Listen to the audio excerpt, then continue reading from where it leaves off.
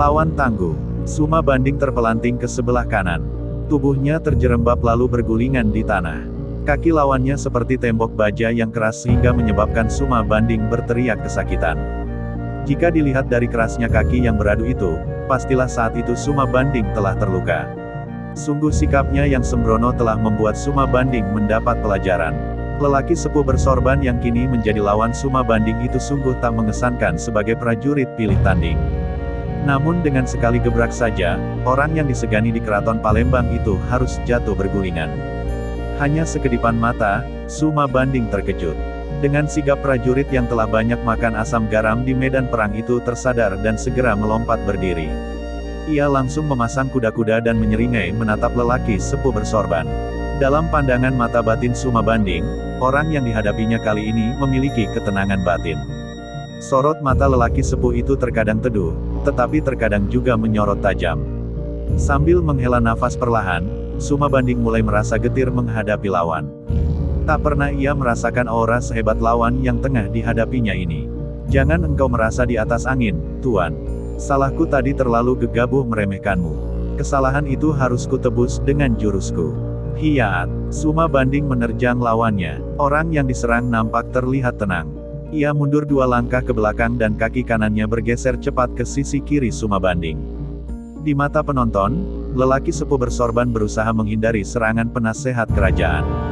Tetapi ternyata perakiraan itu salah. Setelah berhasil menghindari pukulan Suma Banding, lelaki itu mendorong kedua tangannya ke setinggi dada. Sekilas ia hanya nampak mendorong sekenanya. Tetapi belum sampai kedua tangan itu menyentuh kulit lawannya, angin pukulan terlebih dahulu membuyarkan serangan Suma Banding. Coba hadapi jurusku, Tuan Suma, suara lelaki sepuh bersorban seperti berbisik di telinga Suma Banding. Belum sempat menjawab bisikan lawan, Suma Banding kembali disibukkan gerakan yang tak mampu ditebaknya. Jurus-jurus yang dimainkan lelaki sepuh bersorban penuh dengan tipu daya. Tiba-tiba ia menghentikan serangannya. Sesaat Suma Banding dapat bernafas lega. Engkau bukan lawanku, Suma Banding. Aku tak ingin melukai orang yang pandai sepertimu. Jika tidak ada jagoan lagi yang mampu melawanku di arena ini, segeralah umumkan kemenangan kami. Mata lelaki itu menyorot teduh namun mampu menghipnotis semangatnya. Mana mungkin aku mengaku kalah hanya dalam hitungan langkah saja, orang tua. Aku akui tadi konsentrasiku buyar karena menyambut tendangan kakimu. Tetapi jangan karena itu engkau merasa besar kepala. Aku belum kalah. Berlutut. Tiba-tiba lelaki bersorban itu berteriak lantang. Matanya berubah menjadi seram. Aura yang dipancarkannya sangat magis. Suma Banding tiba-tiba seperti orang yang mengalami tekanan. Seluruh tubuhnya bergetar. Dengan sekuat tenaga ia berusaha untuk melawan perintah suara yang dikirimkan oleh lawannya. Kedua kaki Suma Banding perlahan-lahan terdorong ke depan bersiap mengambil posisi berlutut, sedangkan tangannya terbuka seperti orang yang tengah bersiap berlutut. Hei, ilmu apa yang engkau gunakan kepadaku? Ini, sihir, teriak Suma Banding tersadar. Meskipun telah berupaya agar ia terbebas dari pengaruh sihir, tetapi tekanan yang dikirimkan melalui suara itu amatlah kuat sehingga seluruh kelenjar dalam tubuh Suma Banding berkeringat. Wajahnya yang sebelumnya tenang, kini berubah menjadi orang yang tengah melawan benda tak nampak. Lelaki yang telah lama mengabdi pada Adipati Arya Karangwidara itu terlihat merapatkan kedua tangannya di dada. Ia berupaya sekuat tenaga melawan pengaruh suara yang menghendakinya berlutut. Mengapa engkau belum berlutut, Suma Banding? Cepatlah kau beri hormat kepada tuanmu ini. Kembali suara orang tua bersorban itu menggetarkan hati Suma Banding. Kali ini tanpa bisa ia tahan lagi, penasehat kerajaan Palembang yang terkenal banyak akalnya itu menjurah hormat kepada lawannya. Dari raut wajahnya nampak jika ia telah terpengaruh dengan ilmu sihir. Tanpa ragu-ragu, Suma Banding berjalan mendekat ke arah lawan. Melihat orang nomor 2 di Keraton Palembang itu sedemikian mudahnya diperdaya, lelaki tua bersorban menyunggingkan senyum. Kedatangan Suma Banding ke arahnya menjadi pertanda bahwa sihir yang digunakannya tak mampu ditangkal oleh lawan. Jika saja musuhnya itu demikian mudah ditaklukkan, maka tugas mereka menaklukkan Palembang tentunya akan berjalan dengan mulus pula. Hiat, rasakan jurusku. Tiba-tiba Suma Banding menyerang lelaki bersorban dengan ganas. Lelaki yang semula merasa di atas angin itu langsung terperanjat. Serangan cepat dan ganas itu tak pernah sama sekali diperhitungkannya. Akibat kelengahannya itu, pukulan tangan kosong Suma Banding mampir di pundak kirinya. Lelaki sepuh bersorban jatuh terjengkang ke belakang. Ia sekarang yang mengadu kesakitan. Pertarungan hidup dan mati itu berlangsung singkat. Suma Banding yang semula tertekan oleh sihir lawan, tiba-tiba membalikkan keadaan dalam sekejap. Sungguh hal itu tidak bisa diramal oleh penonton yang masih setia menyaksikan adu tarung tersebut. Melihat keadaan berbalik, 3 orang lelaki bersorban melompat ke arena. Mereka membawa rekannya yang terluka akibat pukulan Suma Banding. Dengan cekatan, kelompok lelaki bersorban menghilang di balik keramaian penonton.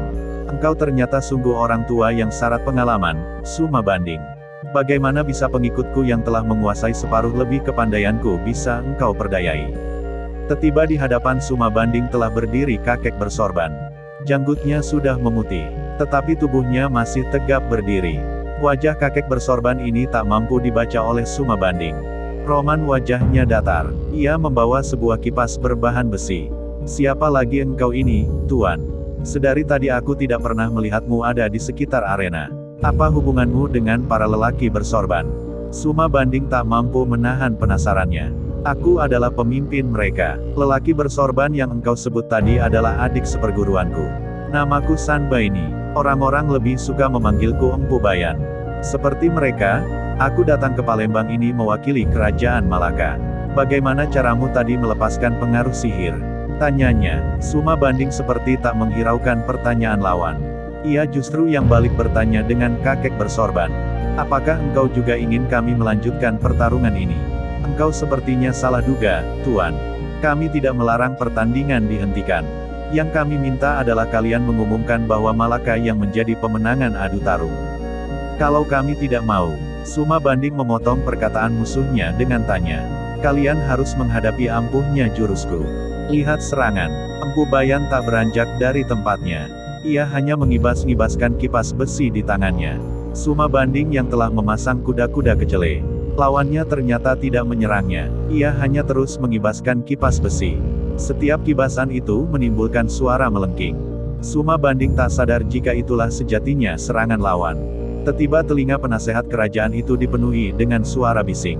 Setiap kibasan kipas semakin menambah suara bising di telinganya. Saat itu ia baru tersadar jika lawan menyerangnya melalui suara. Suma Banding langsung menutup telinganya dengan kedua tangan. Sayangnya tindakan itu sedikit terlambat. Dari sela-sela jari yang menempel di telinga, nampak menetes darah segar. Ai, ilmu siluman apakah ini? Mengapa semangatku seperti terhempas ke tempat yang jauh? Suma Banding bergumam sendiri. Ia yang masih berusaha mengatasi pengaruh suara kipas, tidak menyadari jika lawannya telah menghentikan kibasan kipas. Suma Banding belum sadar jika kipas besi itu kini mengarah kepalanya. Penonton yang menyaksikan pertandingan bergumam kencang. Bersambung.